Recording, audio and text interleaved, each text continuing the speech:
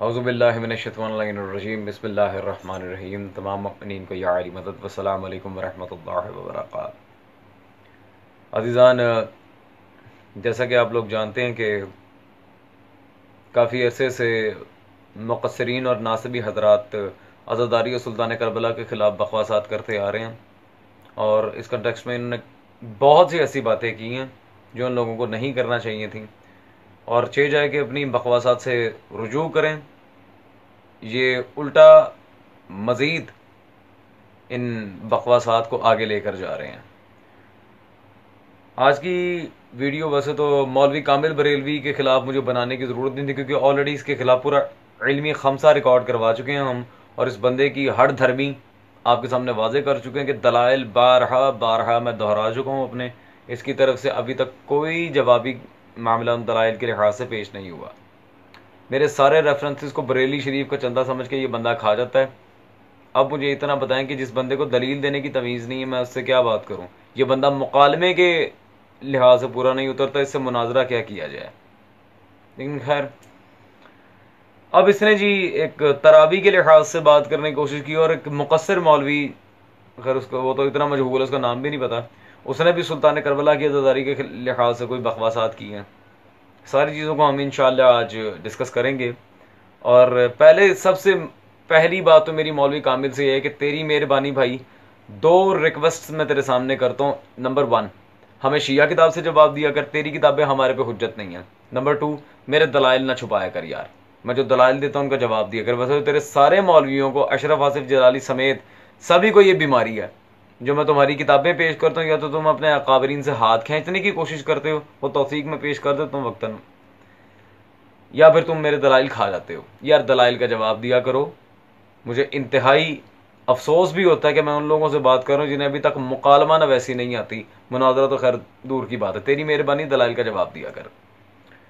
तो चलते हैं जी इसके पहले एतराज़ की तरफ, और ये देखते हैं कि उसमें जो ये इस बिदअत को आगे से आगे धकेलने की कोशिश कर रहा है वो कहाँ तक सक्सेसफुल हुआ है। अजीज़ान, रात को हमने नमाज पढ़ी है, तुम कहते हो जी ना अबू बकर के दौर में थी ही नहीं, सरकार के दौर में थी ही नहीं। और ये आंखें खोल के देखो, ये वही बुखारी है, वही बुखारी है। अगली आयत, अगली हदीस से को छोड़ अगली हदीस को पढ़ लेते, उससे अगली हदीस पढ़ लेते तो तुम्हें समझ में आ जाता। लेकिन जाहिल इस कदर हो कि कैसे पढ़ते। मैंने हुज्जत कायम की थी कि इजमाए उम्मत है, और इजमाए उम्मत हुज्जत होता है। उसके बाद फिर मैंने रसूल अल्लाह सल्लल्लाहु अलैहि वसल्लम का फरमान पेश किया था हमारे लिहाज से, कि सरकार ने फरमाया अलैकुम बिसुन्नती व सुन्नतिल खुलफाए राशिदीन, तुम पर मेरे खुलफाए राशिदीन का तरीका भी ज़रूरी है और मेरा तरीका भी तुम पर ज़रूरी है।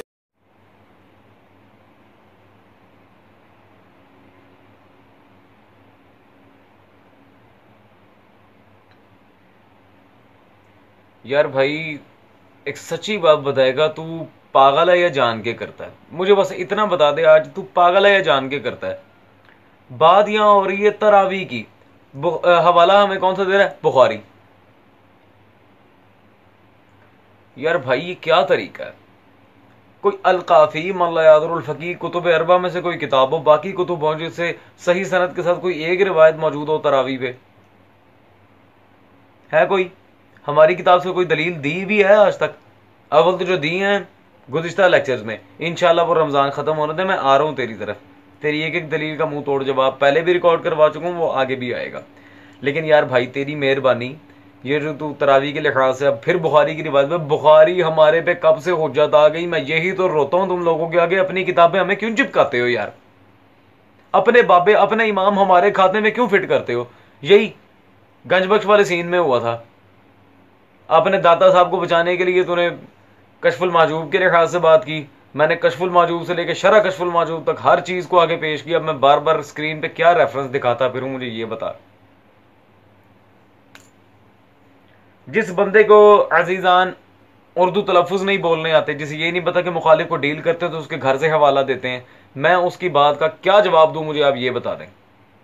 और आगे से चलो तरावी के लिहाज से तो अब बात आगे जाएगी, वो तो मैं बात क्लियर कर ही दूंगा। आगे से इसने एक दलील पेश की है, हम अपने लिहाज से एक दलील पेश करते हैं जी। रसूल सल्लल्लाहु अलैहि वसल्लम की हदीस है, अलैकुम बिसुन्नती व सुन्नतिल खुलफाए राशिदीन, मेरी और मेरे असहाब की सुन्नत।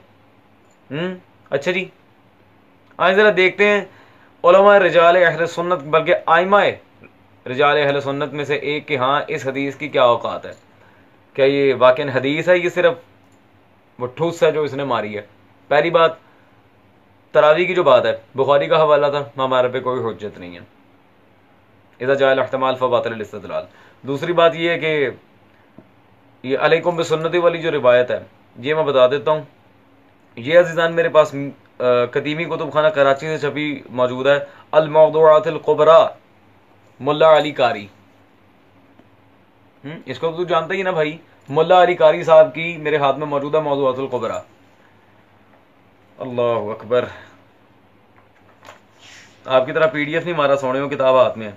इसमें अजीज़ान सफ़ा नंबर 210 और हदीस नंबर 830 में इस रिवायत को मुल्ला अली कारी लेके आए हैं, अलैकुम बिसुन्नती व सुन्नतुल खुलफाए राशिदीन। जैसा कि इबारत आपके सामने मौजूद है, मुल्ला अली कारी हनफी की किताब अल मौदूआतुल कुबरा। ठीक है जी। अब इस बंदे से सिर्फ इतना पूछ लें, ये जो किताब मैंने दिखाई जिसमें रिवायत है अलैकुम बिसुन्नती वाली अल मौदूआतुल कुबरा, इसमें कौन सी रिवायात ये मुल्ला अली कारी हनफी ने जमा की हैं जो तुम्हारा इमाम है? मौजूआत, मौजू क्या मानी है मौजू का? जाली रिवायतें, घड़ी गई, सेल्फ फैब्रिकेटेड नरेशंस। जी, ये जो जिस हदीस से तूने इस्तेदलाल किया था ना अपने तौर पे, कोई शिया किताब का हवाला नहीं दिया, अपने तौर पे जो भाईजान आपने दलील पेश करने की कोशिश की थी, आपके इमाम मुल्ला अली कारी हनफी अपनी किताब मौजूआत में फरमा रहे हैं कि वो हदीस जाली है। उसने मौजूआत रिवायात में से जिक्र किया है, मौजू रिवायात में, जाली रिवायतों में, झूठी रिवायत है। जी, तेरे घर की किताब यार, ये देख ले ओ भाई, कुछ शर्म कर ले। मैं बाहर का बंदा होकर तुझे तेरे घर की किताब से बता रहा हूं कौन सी हदीस सही है, कौन सी वज़ाई है, जाली। ये तरफ अंदर जाल का क्राइटेरिया, सुभान अल्लाह। खैर आगे चलते हैं जी, और ये देखते हैं अब सहाबा के लिहाज से ये क्या बात करना इसने कोशिश की है, और बाकायदा हजरत उमर के कॉल की इसने बैंड बजाई है, वो आप देखें जरा। अमल बिदा को लेके तुमने शोर डाला हुआ था, वही हदीस पूरी पढ़ लेते तो तुम्हें उसी में से मिल जाता कि जमात के साथ इससे पहले भी नमाज सहाबा किराम रिदवानुल्लाह तआला अलैहिम अजमाइन पढ़ा करते।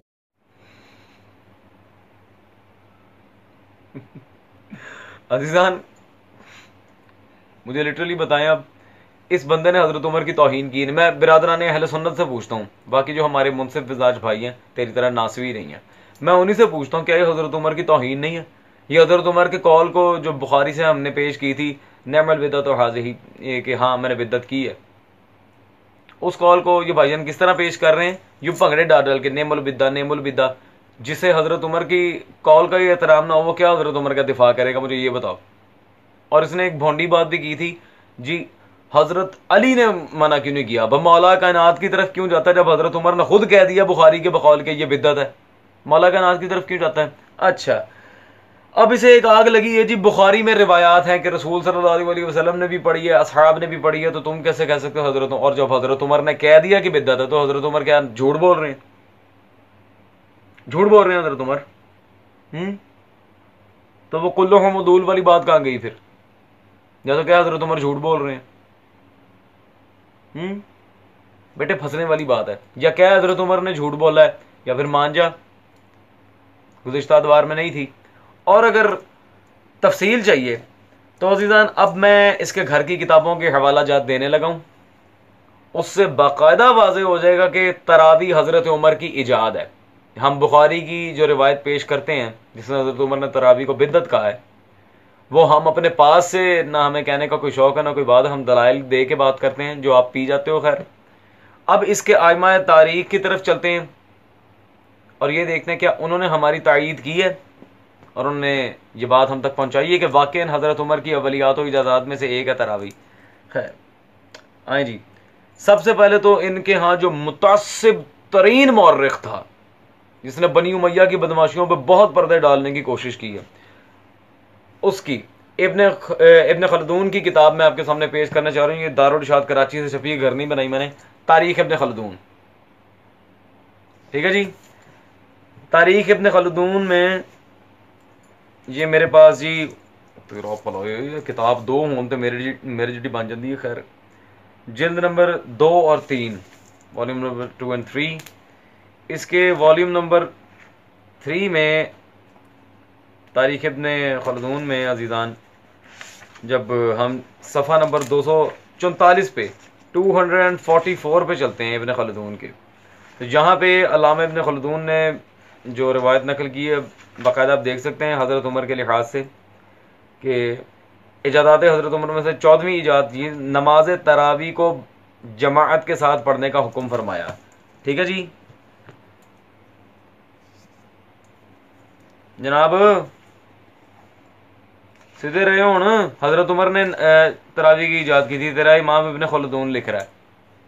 ठीक है जी। अब अजीज़ान इनके जो अगले बरेलवी मकतब में तो वैसे ही इस इमाम का बहुत डंका बजता है माशाल्लाह, हाफिज जलालुद्दीन सयूती। ये उनकी किताब मतबूआ नफीस एकेडमी कराची मेरे हाथ में मौजूद है, तारीख़ुल खुलफा मशहूर किताब है हाफिज जलालुद्दीन सयूती की। तारीख़ुल खुलफा के सफ़ा नंबर 36 पर जब हम चलते हैं, हज़रत उमर की अवलियात के लिहाज से अल्लामा सयूती ने भी यही लिखा है, जिन्होंने सबसे पहले ख़ुद को अमीरुल मोमिनीन कहलवाया, दौरा इजाद किया, सन हिजरी जारी किया, नमाज तरावी पढ़ने का हुक्म दिया। ठीक है जी, हज़रत फ़ारूक हैं। अल्लामा जलालुद्दीन सयूती ने भी इस बात को बाकायदा तस्लीम किया है कि अपनी किताब तारीख़ुल खुलफा में कि हज़रत उमर ही थे जिन्होंने नमाज तरावी को इजाद किया था। ठीक है जनाब। और अब अजीज़ान चलते हैं इनके सबसे बड़े मौर्रिख जिससे लेके सबने तारीख नकल की है, अल्लामा मोहम्मद इब्न जरीर तबरी। उसकी ये मेरे हाथ में मौजूद है तारीख़ तबरी। ठीक है जी, तारीख़ तबरी इसकी ये नफीस एकेडमी कराची से छपी है, जिल्द नंबर जी 3 है मेरे पास। तारीख़ तबरी जिल्द सोम हिस्सा अव्वल सवा 231 अव्वलीन कारनामे। और अव्वलीन कारनामों में हज़रत उमर के लिहाज से अल्लामा तबरी ने भी लिखा तरावी बाजमात। ठीक है जी। तो फिलहाल भाई 3 का दिफा करने वालों, तुम्हारे 3 आइमा तवारीख कह रहे हैं कि हज़रत उमर ने ही इजाद की थी। बुखारी की रिवायत के बाद तुम्हारे बाकी आइमा के अकवाल भी मिल गए। ठीक है जी।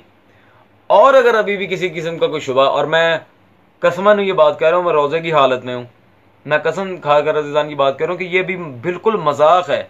अभी तो इनकी किताबों से अगर मैं ये दिखाने पे हूँ कि कितनी अहले सुन्नत की किताबों में ये लिखा है कि तरावी हज़रत उमर की इजाद है, कम अज़ कम फिलबदी 1.5 घंटे की वीडियो बन सकती है। लेकिन इतना टाइम मैं बर्बाद करता नहीं हूँ मोमिनीन का, क्योंकि मैं इनकी तरह वेला नहीं हूँ।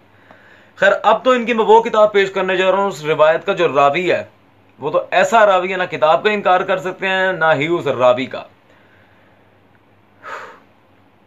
अरब में असहाब ताबईन और तबा ताबईन के लिहाज से जो अवाइल के अफ़आल थे, अवाइल मीन्स से अव्वलन जो काम हुए हैं, उन पर बाकायदा पूरी किताब लिखी गई कि इस्लाम में पहले ये जो भी काम आके बाद में राइज हुए, सबसे पहले उन्हें किसने किया।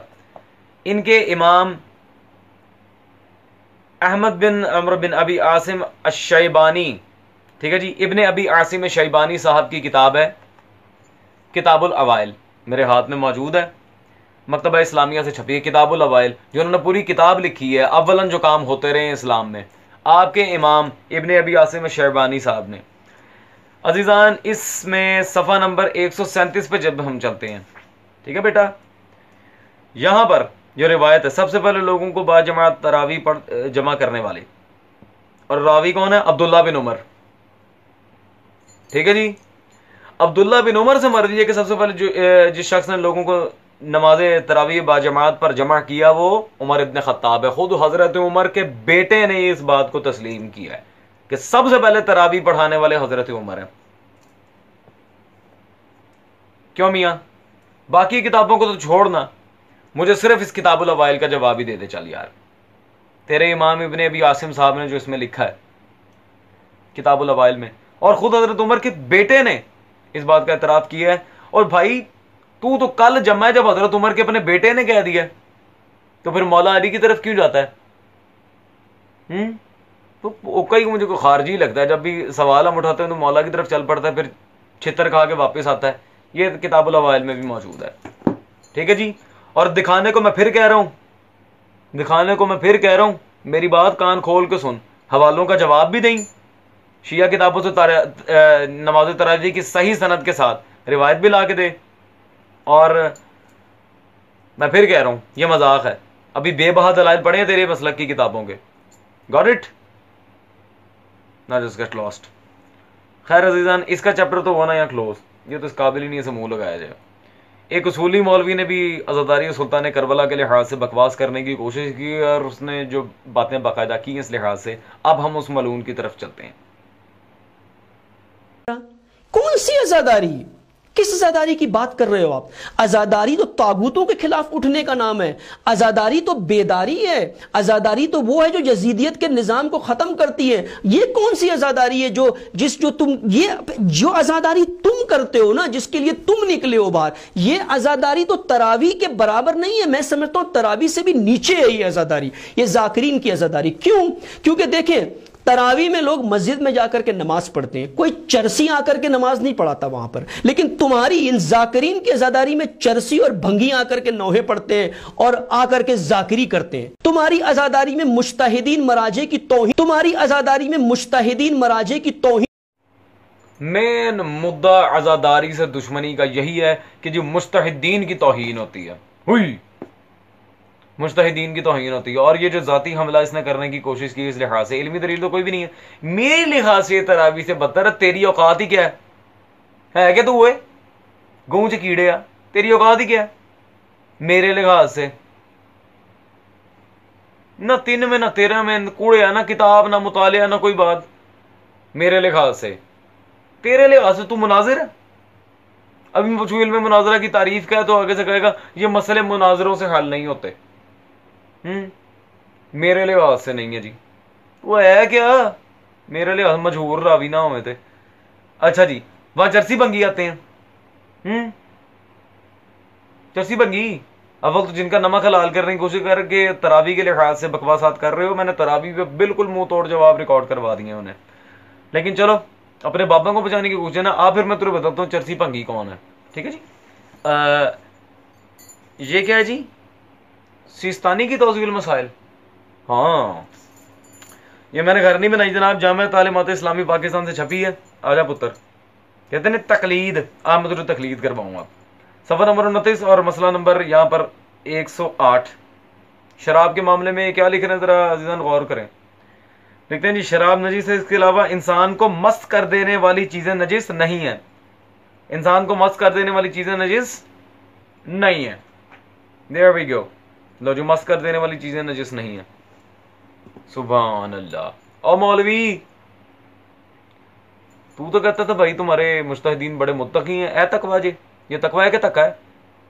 इंसान को मस्त कर देने वाली चीजें नजीस नहीं है, वो खुद लिख रहा है। तो इनके बकौल तो फिर गुटका, चर्स वगैरह जो भी है जो इंसान को नशे में धुत कर देता है, वो इस्तेमाल करके बंदा नमाज भी पढ़ सकता है, नजीस से नहीं है।